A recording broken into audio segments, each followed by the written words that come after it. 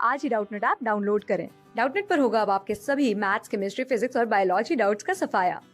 बस अपने क्वेश्चन की फोटो खींचो, उसे क्रॉप करो और तुरंत वीडियो सोल्यूशन पाओ।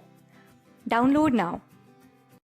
इस क्वेश्चन में कह रहा है कि दो बल्ब्स है, एक 200 वाट का और एक 100 वाट का, और दोनों बल्ब जो है ऑपरेट करते हैं 220 वोल्ट पे। कहने का मतलब है रेटेड वोल्टेज 220 वोल्ट है। तो हमने 220 वोल्ट से दोनों को सप्लाई 220 वोल्ट की सप्लाई से दोनों को कनेक्ट कर दिया।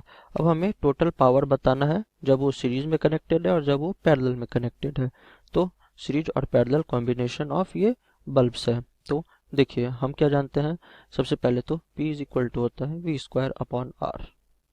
तो यहाँ से R क्या हो जाएगा मेरा, R मेरा हो गया V² अपॉन P। तो रेजिस्टेंस ऑफ ईच बल्ब हमारा आ जाएगा, क्यों? क्योंकि हमें वोल्टेज पता है और सबकी पावर रेटिंग हमें मालूम है। तो चलिए पहले वाले के लिए R ऑफ 200 वाट बल्ब, 200 वाट का जो बल्ब है उसकी क्या हो जाएगी, तो 220² अपॉन पावर क्या है मेरा 200 वाट। सिमिलरली जो हमारा 100 वाट का बल्ब है उसकी क्या हो गई 220² अपॉन 100, 220² अपॉन 100। चलिए अब सबसे पहले मैं सीरीज में कनेक्ट करता हूँ। तो सीरीज में कनेक्ट करने का मतलब ये लीजिए, मैंने बल्ब ली और दूसरी बल्ब ली, दोनों को सीरीज में कनेक्ट कर दिया और सप्लाई दे दिया 220 वोल्ट का। यहाँ पर मैंने 220 वोल्ट का सप्लाई दे दिया। तो यहाँ पर रेजिस्टेंस क्या हो गया R1 और ये R2। मैं इसे 200 वाट वाले को R1 कहता हूँ, ये R1 है और ये R2 है।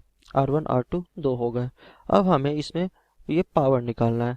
तो देखिए सीरीज कनेक्शन है तो ये वोल्टेज जो है दोनों में 220 का स्क्वायर 220 का स्क्वायर दोनों में सेम है। तो इसका मतलब मैं कह सकता हूँ कि 1 upon power total is equal to मेरा हो जाएगा 1 upon power of 1 plus 1 upon power of 2। मैं ऐसे ये डायरेक्ट ऐसे भी कह सकता हूँ कि R is equal to V² upon P होता है। तो इसका मतलब V² अगर कांस्टेंट है तो R is directly proportional to 1/P। तो इसलिए मैं ये कह सकता हूँ।